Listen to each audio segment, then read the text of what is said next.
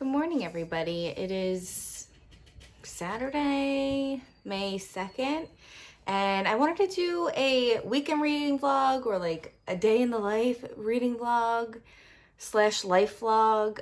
It's a beautiful day out, so I want to take you around and see what I'm going to be doing today. I have planting to do. I actually built like a planter for the side of my house. Don't look at my nails, they're disgusting.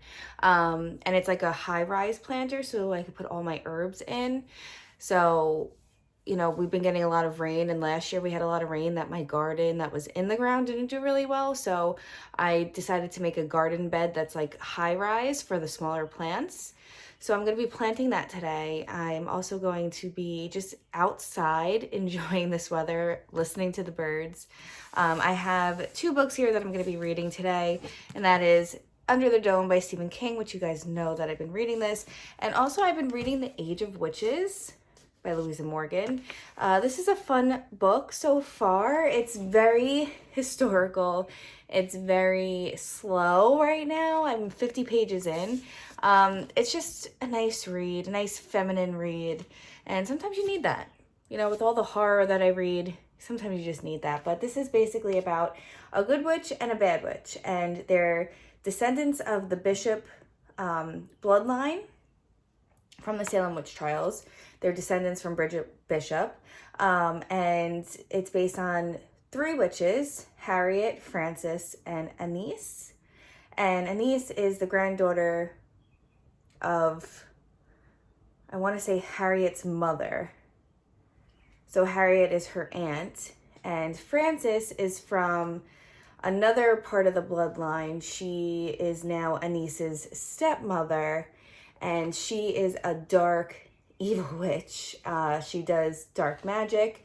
And Harriet knows that she does dark magic and has warned her of the repercussions of using dark magic and what the consequences are, and Frances doesn't want to listen to her. Frances is trying to take over Anise's life and make her marry the King of England somehow, or like a Prince of England, and Anise just wants to take care of her horses and just be in nature, and she has an affinity for herbs. And so does Harriet. So Harriet feels the need to take her under her wing. So that's pretty much what I got so far. I'm liking it. It's just slow. Louisa Morgan's writing, though, is really beautiful. And I just love reading about like a family of witches and the lineage and just getting the history, even if it's not like it's based on somebody real, but it's not completely true. But I just love reading about family lineage, and especially if it has to do with witches from Salem. So I'm really enjoying this book, and it has deckled pages. So I feel like I'm reading like an old archive of a book. And Under the Dome is Under the Dome. I mean, there's just so many characters in here. There's just so much happening.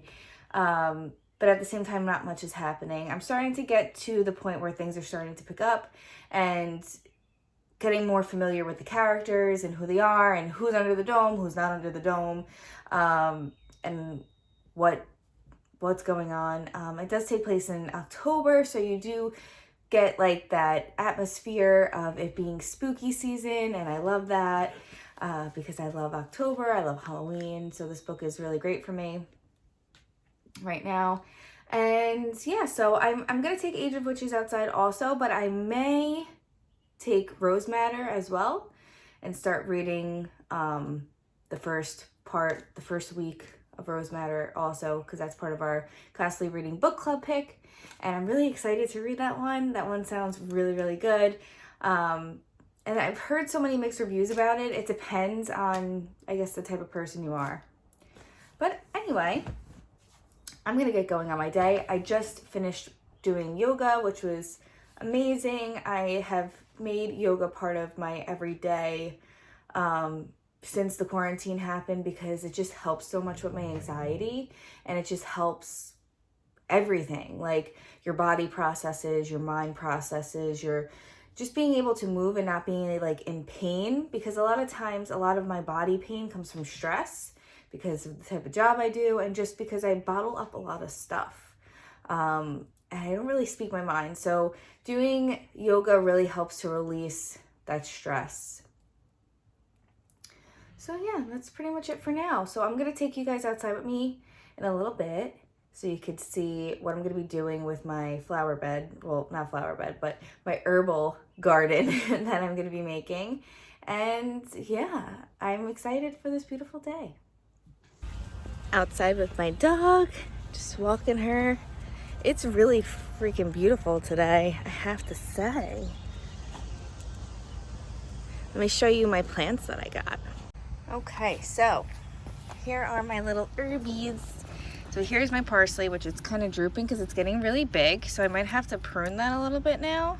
There's Sadie, because she's just, you're so nosies. No. Then what's this one? Mint. I have, it just says herb on it. This is silver thyme right here.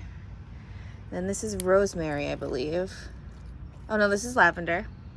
Lavender, sage, chives, basil, rosemary, and I believe this is spearmint. Yes, spearmint. So I got 2 mints, parsley, and then I have my tomato tree over here. They so desperately need water right now, so I gotta get to watering them. Right, Sadie? Right? So I may order more herbs and then plant them myself. I want to get into tea making. I don't know how hard it is to like make your own tea. I have to do more research on that, but I want to get some dandelions. I want to get why can't I think of it? Chamomile to plant also in the garden bed. And yeah, I just want to have some herbs and make my own tea instead of having to buy tea. I feel like it's better for you too. So that's my little adventure for today. So I'm watering them and I may get the flower bed ready, but I forgot that I didn't pick up like this screen for it, so everything doesn't fall out the bottom. So I might have to go to the hardware store and pick that up.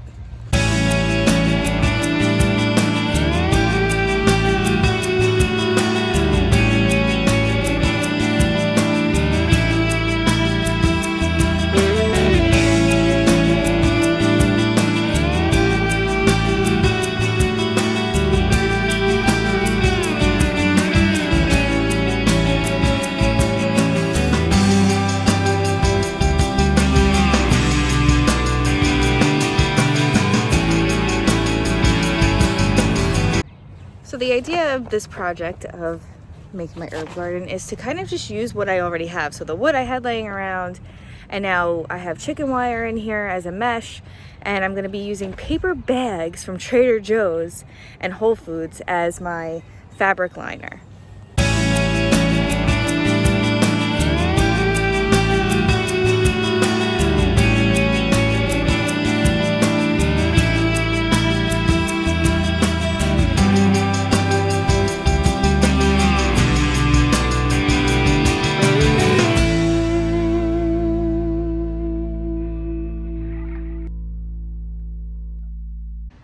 So here it is, all planted and separated properly, or as proper as I think. I don't really know. I don't really have a green thumb. This is my first real go at it compared to last year. I just did a lot more research this year. So over here is the parsley, basil, sage, thyme right behind it, lavender, and then rosemary right behind it. I planted those 4 together because they were the most that should be planted next to each other. They tend to help each other. And then I have 2 different mints over here, spearmint and the best mint. I'm not exactly sure what the best mint is. And then I have chives on the end. This little spot right here is for cilantro. I have to actually sprout my own seeds for that. So I'm gonna plant those little babies now, and hopefully they sprout on their own. They didn't have starter plants for that at the nursery the other day. So now that I'm covered in dirt, literally from like head to toe, I'm going to go plant those cilantro seeds in like one of those little starter cups and let it sprout on its own before I transplant it here and see how it does. But that's pretty much it for my planting right now. I'm really excited. I will probably water it later on today But yeah, it's done. And I'm proud of myself. It looks so cute. And this is my surrounding area, so you can kind of see my garden gnome that my grandfather gave us in like 1990. He's existing over there. This right here is a rose plant, bush, whatever. I'm trying to take care of it. I really hope it blooms soon. Then this is a fig tree. Fig trees don't bloom until later in the season. My dad loves his fig tree, and it was like a tiny little stem when we first got it, and it's huge now. And then over here we have just some wildflowers. I'm not exactly sure what kind of flowers that they are, but they're really pretty, but they bring a lot of bees. Hello all, it is much later in the day now on Saturday, and I had a great day outside. I worked out a little bit. I'm tired. The sun just kind of like wipes you out, I guess. I just got out of the shower, as why I have rosy cheeks. I actually have a face mask on, but you can't see it. It's like a clear gel, like hyaluronic acid, whatever. I just wanted to check in with you. It's 7 p.m. and I am starting my watch of Scream 3 with some people on Twitter and Riley Sager. This girl, Abby from Crime by the Book, she hosts a watch along every week of the Scream franchise while we're in quarantine. It's just something to do. And Riley Sager has some really interesting facts about the Scream franchise because he's a huge horror fan. He loves the horror genre, as you could tell by his books. So discussing the movies and the horror genre and breaking things down every week with him has been so much fun, and it just makes you feel like a part of a favorite author's world. It's actually really fun. So we're all watching it now together and tweeting and all that fun stuff. Scream 3 wasn't my favorite, I have to say. I really love Scream, the original. I love how in Scream, I think it was like the first of its kind to have dual killers at the end, which was amazing. It definitely was a first for the horror genre, and it's changed things so much. If you really think about it, as witty as this franchise is, it has definitely done a lot for the horror community and changed the game a whole lot. But to update you on my reading today, I'm 50 pages into Rose Matter, and I can absolutely tell you this is going to be a new favorite book of mine. The prologue was a little hard to get through, I have to say, but I love the story so far, and I can very much relate to this character. Not that brutal of a situation was I a part of, but I was a part of a abusive relationship at one point in my life. So I'm really excited to get through that book more, and I have a feeling this is going to be a Stephen King weekend vlog because I only want to read Stephen King books this weekend, really. I have my Under the Dome, and I have Rose Matter, and I just want to get some of that done. So for now, I am going to get back to watching Scream 3, and I'll fill you guys in at the end of the movie of my thoughts and some things that Riley Sager says at the end. We always have some interesting thoughts at the end of these movies that you never really thought of prior while watching them. Also, it's been probably at least a decade since I've seen Scream 3, so I don't remember a lot. So, getting back to that now, and I'll check in later. Hello, everybody. So it's now like 11 o'clock at night. I finished the movie a while ago, had my chat with Riley Sager and Abby and a whole group of people on Twitter and Instagram Live. It was a lot of fun. And Riley Sager is just like an amazing, awesome, fun human being, and I just love listening to his wisdom. And we have a lot of the same opinions on movies, so it's really just a lot of fun. Helps you get through the quarantine. Has something, like I have something to look forward to every week. It's great. Currently, right now, I am reading Under the Dome. I don't know why I was like really comfortable like laying on my stomach reading, so that's what I'm doing. I read a little bit more of Rose Matter, and it's so good. But I don't know if I should like wait to finish reading it. I feel like I'm gonna breeze through that book so fast. It's just so good, and I'm loving the main character so much. It is definitely an underrated book of Stephen King's, and it's not one that you hear much buzz about, but we're hearing a lot more buzz about it now, more recently than in the past. So if you're watching this and you want to read it, jump on with us for the Constantly Reading Book Club on Goodreads. Link is in the description bar. We're reading it this month for May, and it's so worth the read. And I feel like it's going to be a very empowering read for a female. So, yes, but it's very triggering, I will say. It's very triggering for abusive relationships, for any type of domestic violence. High up there on triggers. But if you're someone who can work past that, like I did, and you're someone who's experienced it and can work past it, then I recommend it because I think it's going to be worth the read at the end. But yeah, I love it. Let me just show you guys what my dog's doing right now. Is that not like the cutest little... She's so cute. And her ears up. I don't know if you could see it. Whenever her ears up like that, she looks like Batman. Batman.